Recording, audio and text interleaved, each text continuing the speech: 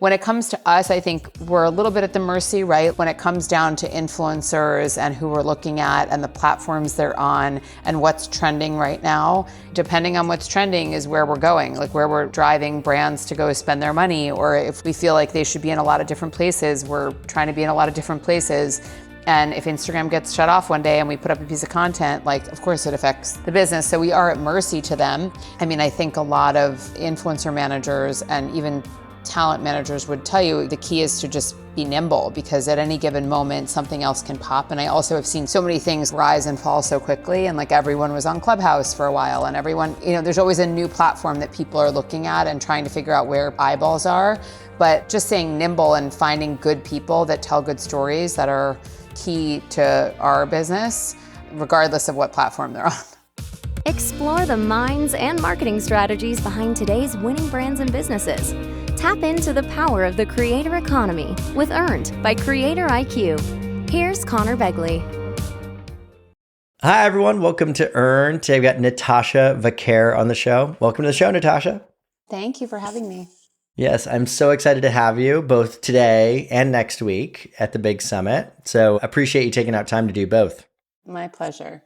And for those that don't know, Natasha is the SVP of Talent Partnerships and Influencer Strategy at Vice. Vice acquired Refinery29 a few years ago, where she was also leading talent partnerships and influencer strategy at Refinery29. So excited to dive in.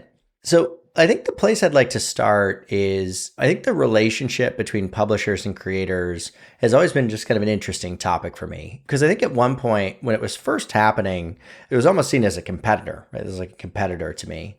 Obviously that's evolved, and you've had a front row seat to that evolution, whether it was, you were on the talent agent side and obviously have been on, working at Refinery and Vice. I'm curious, how have you seen that relationship evolve between influencers, talent, and the publishers?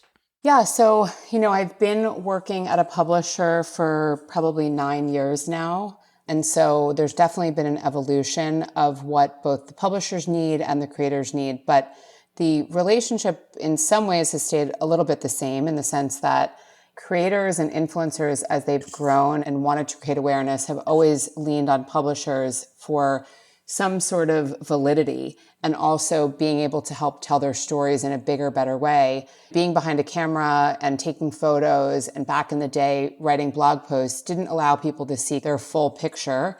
And so publishers allowed them to do an interview and showcase them in a different way and photo them in a different way and elevate them from an influencer status to more of a celebrity status. And that has not changed. I still think it's critical to the business. And so if you want validity, you go to a publisher to have that feature, whether it be, you might not be on the front of a magazine, although some creators have gotten that big, but doing a feature, having an essay, reaching an audience that might not watch you or consume you on a social media platform is really validation for them. So I think that relationship has always been really interesting and continues to be important. In addition, I think probably 10 years ago, we had kind of a small pool of creators that we worked with that were friends of the brand. And that was how we got into the space. We realized that we needed talent that could help amplify the message that Refinery29 was putting out. Maybe one of our verticals over time, we have an Unbothered vertical and a Somos vertical and a Vice vertical, obviously, but we use them to kind of leverage our voice and help gain traction. So that's always been interesting, leveraging them that way.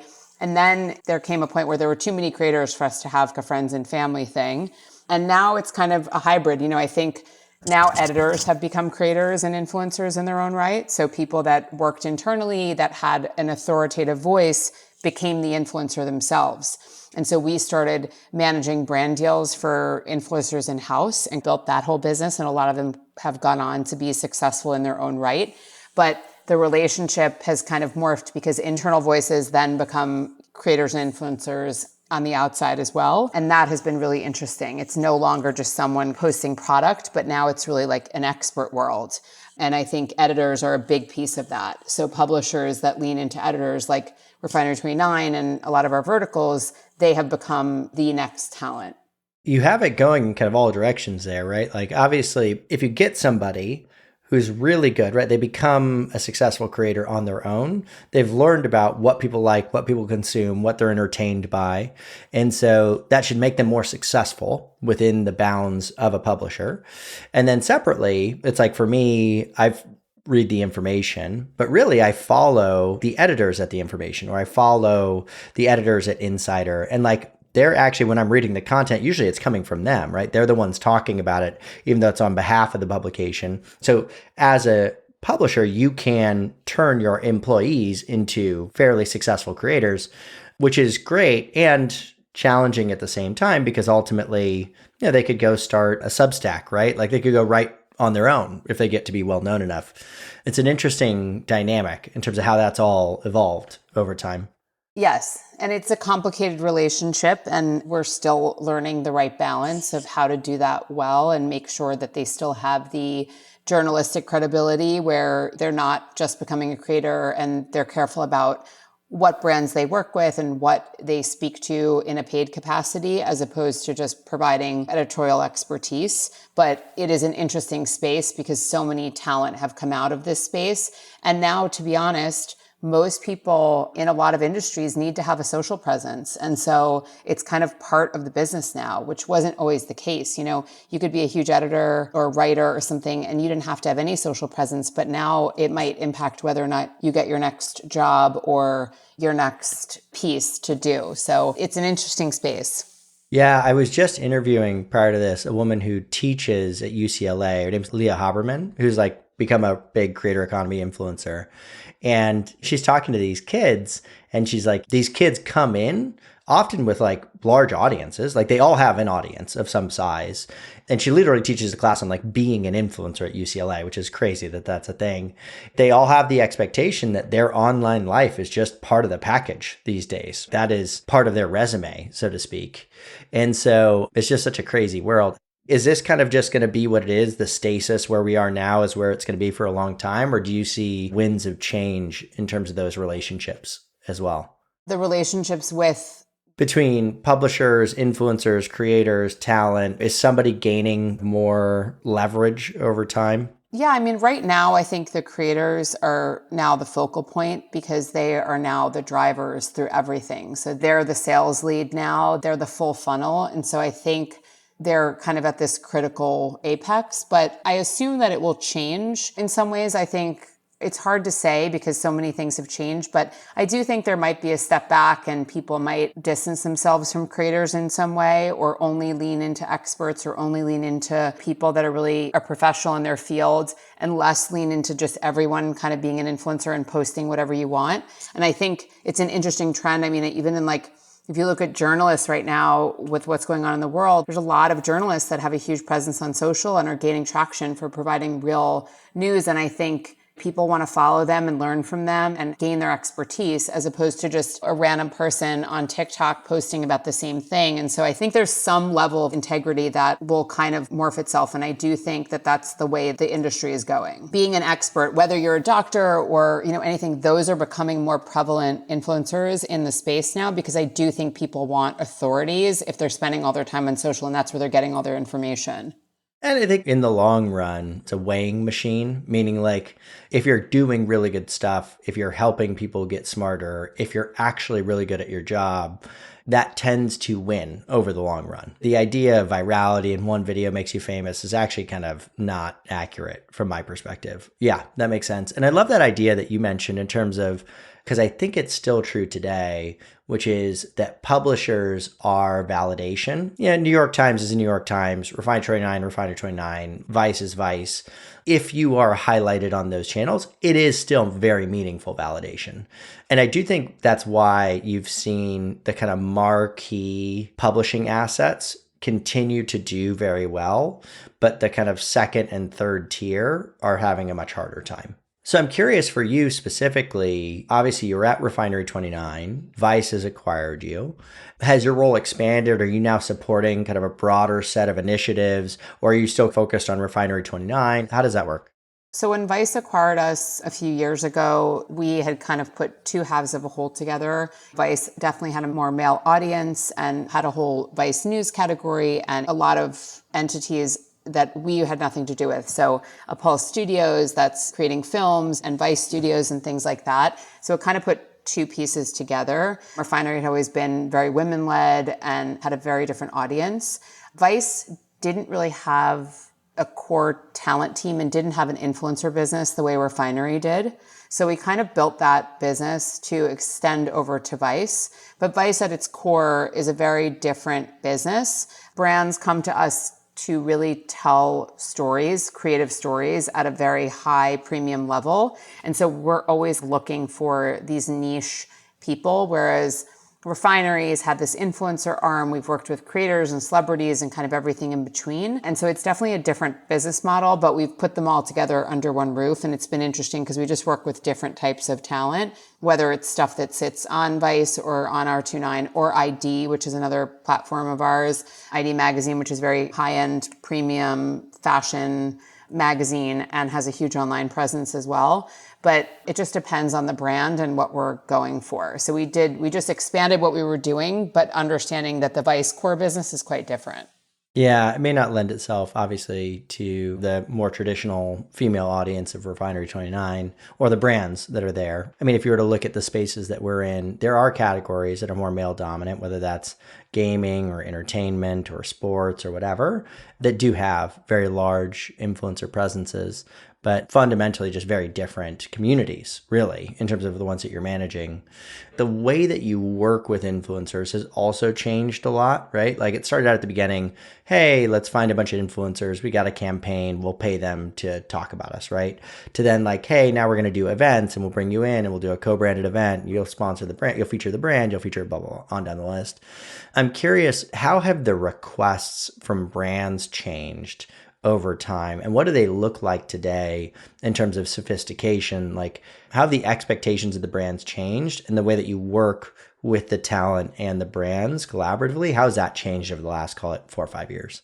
Well, I would actually argue that it hasn't changed all that much. I think that the brand requests are quite similar. So I think that brands come to us to either tell a new story. So if it's a kind of a stale brand that needs a new life, they're figuring out how do we retell a story. They might be selling a product, they might be creating awareness, but all the tactics are kind of the same. And then they're figuring out how to get there. Maybe they need some ad units, maybe they need some custom content, and maybe they need some influencer. And usually now I think there was like a wave where all these brands had a big team of influencer people in-house, and they realize that it's a really lofty goal to do that, and it doesn't always work out. And it kind of went back where now they like to outsource it. They might have a few people in-house, but they don't have enough people to service the needs of all the influencers that they want to engage with.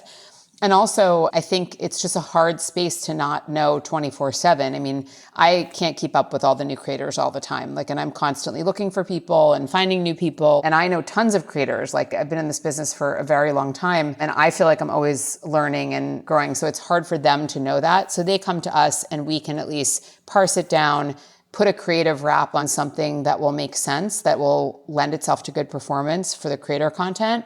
And also maybe, again, amplify something they're doing on another platform. I really don't think that core business has changed. I think, yes, maybe you're on a different platform. Maybe at one point it was Pinterest and now it's TikTok, or maybe that stuff changes all the time. But the core ask is relatively the same. If it's a tune-in message, all those things are still kind of the same. It's just about processes and who we work with that has differed and maybe what platform we're using.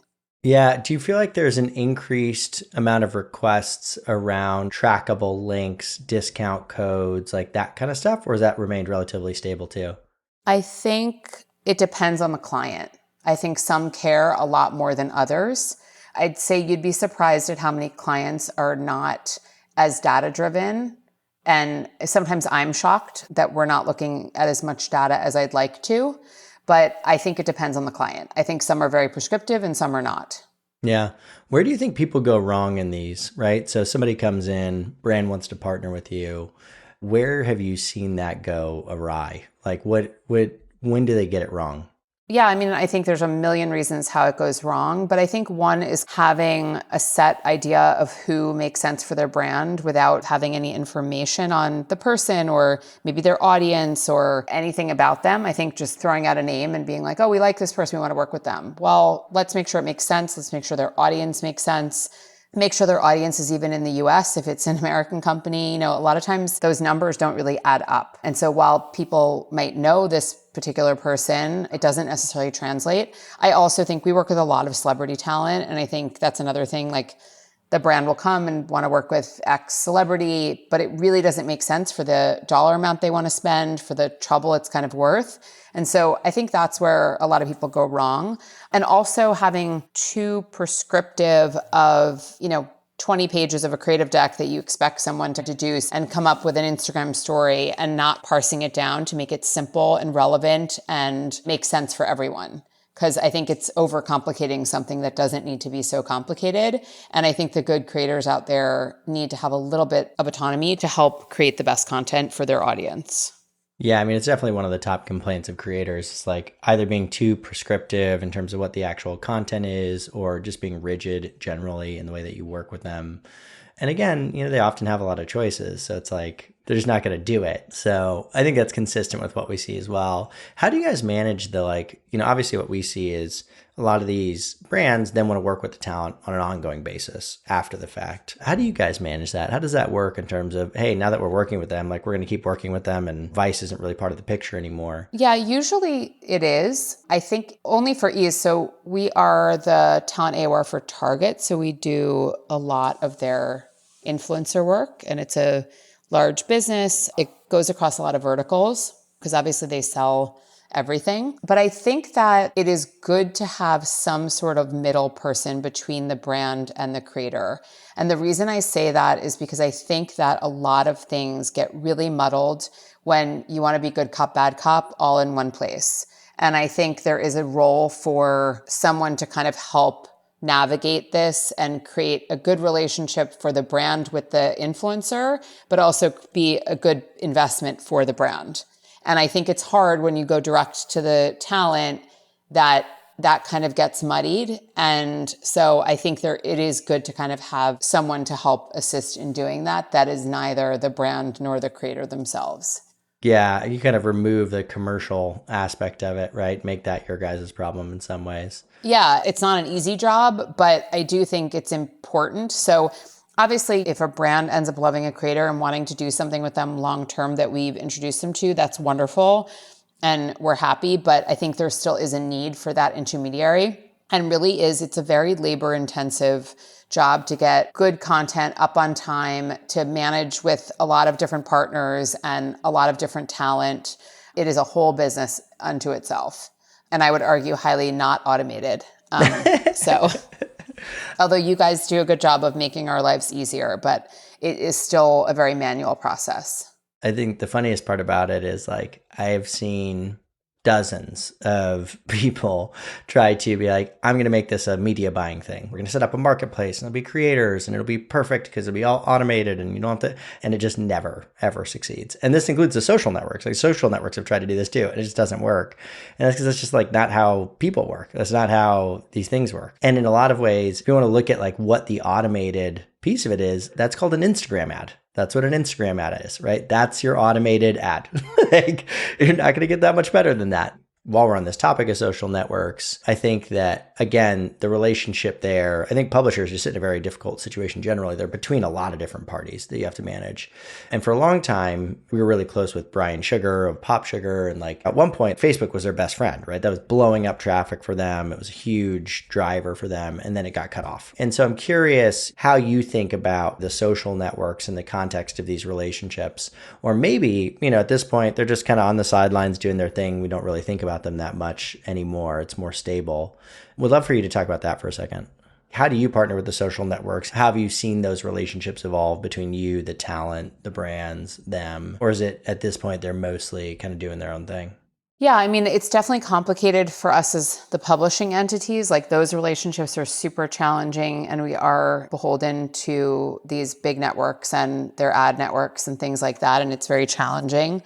It's challenging to get eyeballs to a site and, all that stuff. When it comes to us, I think we're a little bit at the mercy, right? Like when it comes down to influencers and who we're looking at and the platforms they're on and what's trending right now, depending on what's trending is where we're going, like where we're driving brands to go spend their money. Or if we feel like they should be in a lot of different places, we're trying to be in a lot of different places.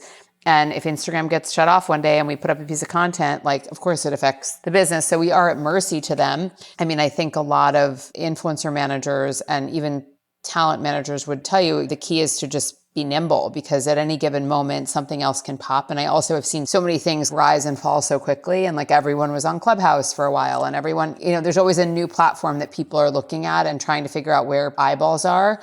But just staying nimble and finding good people that tell good stories that are key to our business, regardless of what platform they're on. But we're always watching what they're doing. Like I'm very interested in TikTok shops and how that will impact the business, because I don't know the stats on Instagram shoppability, but I always drive brands to start with Instagram because there is some sort of trackability that doesn't exist on TikTok, but that may change. So we're kind of watching what they're doing, but also just sort of moving forward and seeing where also people pop and perform the best. Yeah. I mean, the thing that's really interesting about this idea of new social networks popping up, needing to keep track of them, all that kind of stuff. If you actually think about it, there's only been like one social network in the last decade that's actually come to life, and that was TikTok. Like every other one, whether it was Yik Yak or Clubhouse or what was the Polaroid one, right? Like there's so many of them that have emerged and then died. What was the one recently? It was like you had to respond within 5 minutes. What was the name of it? Oh, Be Real, right? Be Real, yes. right? That had like a moment. Yeah. There's so many of these. Yeah. It had a moment and then dead. And it's actually much more difficult. Like every other one, Twitch over 10 years old, LinkedIn over 10 years old, Snap over 10 years old, obviously Facebook, Meta, Instagram, all those. One other thing I'm curious about in terms of how you work and how you work with brands and how things have changed is obviously at the beginning, I would have to imagine it was much more talent heavy, right? You go back 9 years, it was about The Rock on Twitter, right? Like things have changed a lot since that time, or maybe not that, that's a little further back. But a lot of micro influencers have emerged as well, right? Like individuals as creators. Have you guys dipped down into those smaller segments and started working with them? Or is that something that you're still focused on the larger talent generally? I think it's a mixture of both. I mean, I would argue that a micro influencer has probably between 10 and 50,000 followers.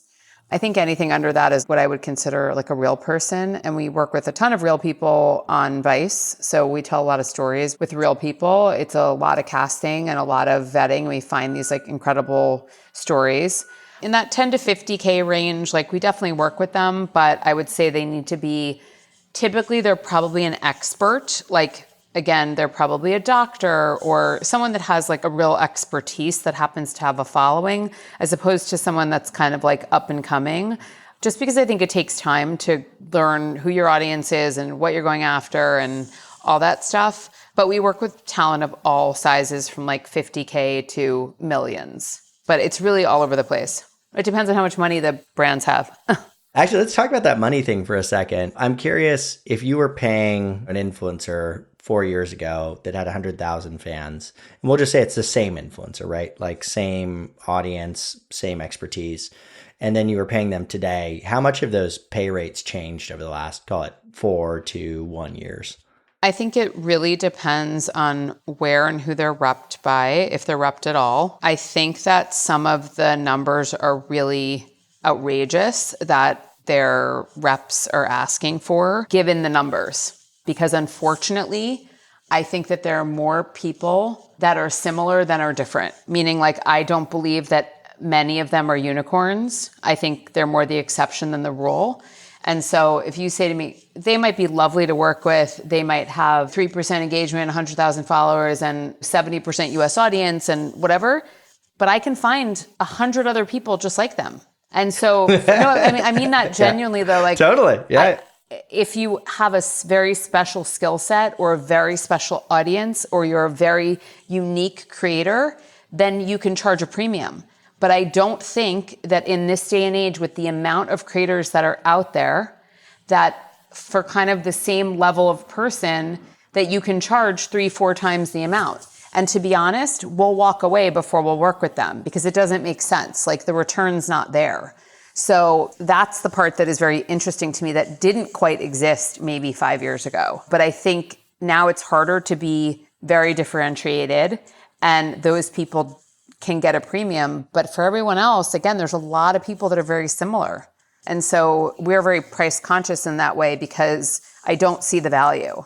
Well, and ultimately you have to deliver for the brand. They're going to look at the numbers and they want to see that they're getting what, they're going to compare you to, oh, wow, we did this other thing and we got a lot more out of it. So you're ultimately beholden to doing a good job for them. So that makes sense. So it's really driven by particular talent representation that is significantly overcharging. Is there anybody you'd like to highlight that is particularly bad? No.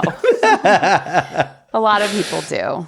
I also think a lot of people are overrepresented, meaning like, I don't know if everyone needs a manager and an agent. And I think some people need proper representation, but I don't know if everyone needs that level at the size that they're at, or maybe their revenue levels.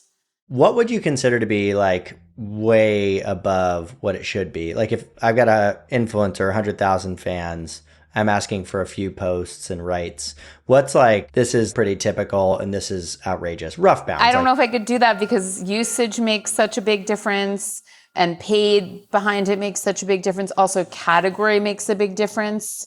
If you're like a finance expert versus like a beauty talent, the finance expert can charge a lot more because there's far less of them. Again, if you're looking at a more niche space, if you're a beauty creator, like there's so many of them. And honestly, a lot of their content is very similar to one another. There's only so many ways to show a beauty tutorial, and there are some incredible creators. I'm not saying that, but again, not everyone is a unicorn in this world. There's a lot of copycat in the space. And so I think understanding that really changes from me and my perspective, how much we can charge for things. Totally. But I think the thing you're hitting on there, if you were a creator that I think would be worth thinking about is like, what is the thing that's going to be different about you, right? Like I remember talking to this creator and it was like, they were a lesbian couple that liked to travel and they would travel all the time. And like, turns out that is a very different experience because a lot of countries don't look at LGBTQ the same way that we do in the United States, which again, there's still a lot of discrimination in the United States, but you get international, it can get literally dangerous. And so it's a totally unique perspective there. And that's something that could charge a premium, right? Because they've got something that's very different. Absolutely. That's what I'm saying. If you have something unique and a really different POV, or you're in a space that maybe not that many people are in for your age or your ethnicity or your geography, that's very interesting. So yeah, I think that's where I see like the price thing really come into play, but it's very hard to say like what an average person should cost. And some people are surprisingly really reasonable and wonderful to work with and on time, whatever. And sometimes they're like, okay, we love you. Like, you're great. You deliver for the brand, and that's wonderful. Obviously, we want to pay people equitably. That's super important. But I think sometimes it just kind of gets out of control. While we're on this topic of talent, your husband is an actor, and there's been a lot of movement with SAG-AFTRA and strikes, whether it's the writers or the actors or whatever. And I think where that comes into play in the context of this conversation is that there's been a lot of pressure put on influencers, like, hey, you crossed the picket line, you can never join, right? Or these kinds of things. How have you seen that affect the talent that you've worked with? How has that affected your ability to work with them possibly, or just general opinions about the space? Yeah, so I would say in the last few years, I've worked with a lot of SAG talent, more traditional talent in an influencer capacity. So having them post on social. And because of SAG, it is kind of a mess in terms of posting. You know, a lot of their agents will, under a SAG agreement, insist that like an Instagram story is covered under SAG-AFTRA. So you're paying pension and wages on an Instagram story, and you're going through a SAG signatory because it's video. We've actually had many instances of this. I think this whole thing will come to a head at some point because it is not fair to have different roles for different level of talent.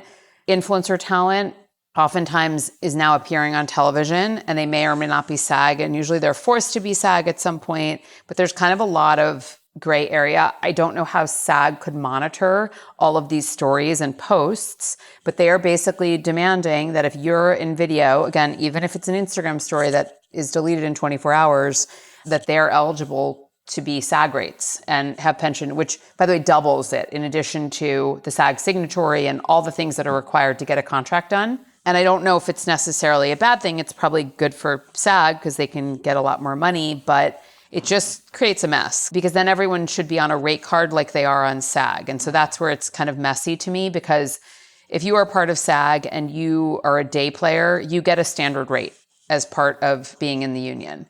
But if you do an Instagram story and you're so-and-so, you can get paid one rate and someone else can get paid a vastly different rate. And so either it needs to be regulated or they need to not have a say in it. But it's become a real challenge because as brands want to spend more money or they want to work with a celebrity, they want them to post on social. It's part and parcel. And right now during the strike, it does not involve commercial work. So a lot of traditional talent is doing commercial work because it's the only thing they can do because they can't appear on camera in a film or television or anything.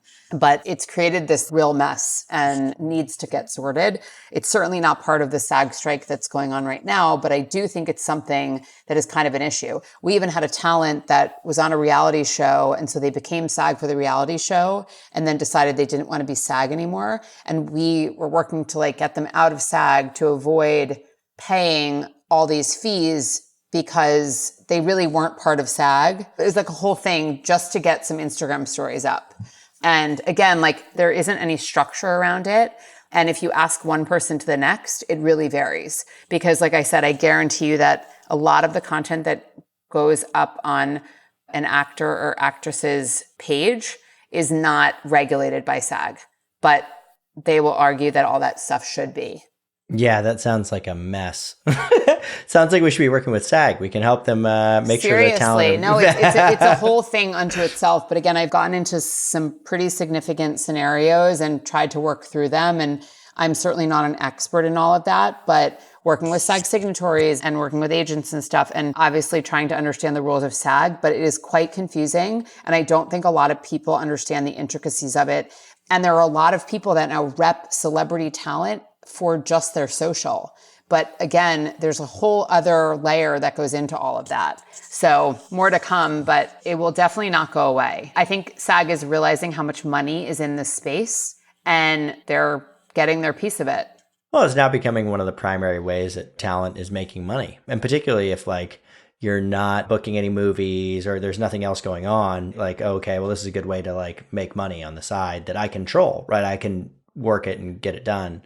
We're looking at this brand. Oh my God, it's called Luc Bellare. Do you know it? No. It's a champagne brand. Okay. So it's a #1 alcohol brand we track in 2023 in terms of influencers talking about it. Really? But 90% of that, it is also the #1 rosé brand in the US by What's sales. What's it called?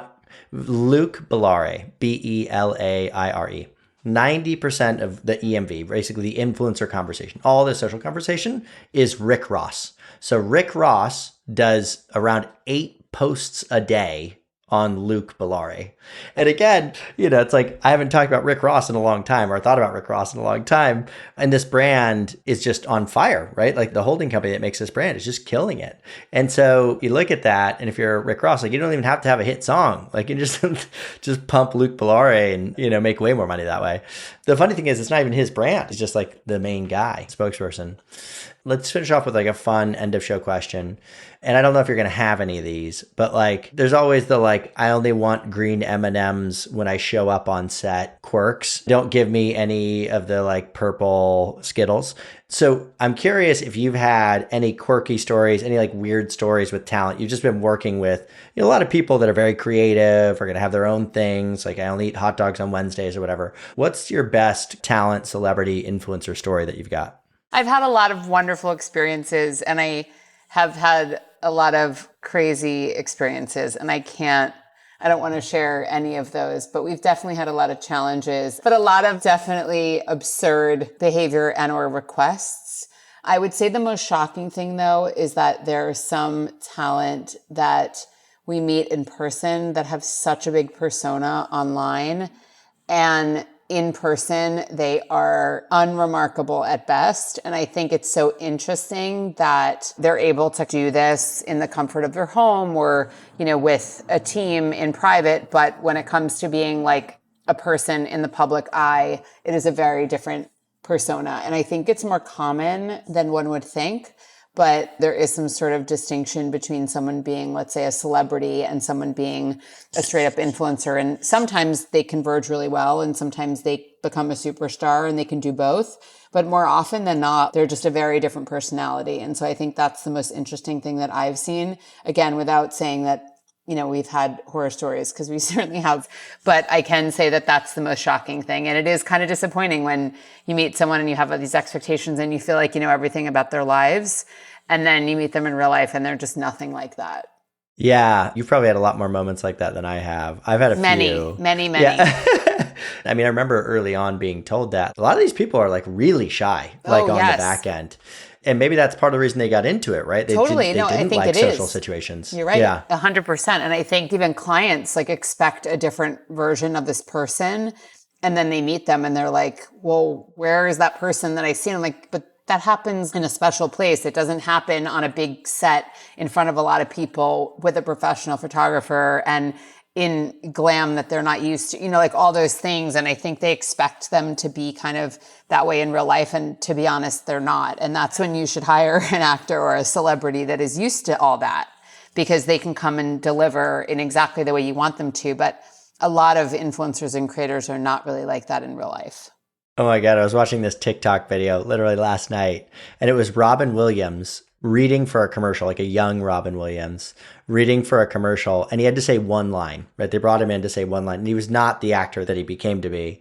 And it's just him monologuing. He must have said 40 different voices, and he went on for like 15 minutes, and the director was starting to freak out, like, please read the line. And they just go voice, voice, voice, voice. And like you can hear everybody in the background cracking up and the director getting more and more pissed like as it's going on. Anyway, it's kind of the opposite of what you're talking about. But yeah, well, anyways, Natasha, I really appreciate you taking out the time. I learned a lot today. I think it's so fascinating, your experience and perspective on this. And I think you're we've only had one or two other people from that industry on here. And so to get that perspective was fascinating. And we're going to have to do it again. I got a lot more questions. So eventually I'm going to get those stories out of you. In person, I'm happy to share. There you go. There you go. Well, have a great week. And I will see you at Connect next week. Yes, looking forward to it. Thank you. All right. Bye, Natasha. Be a friend, tell a friend, and subscribe. Earned by CreatorIQ.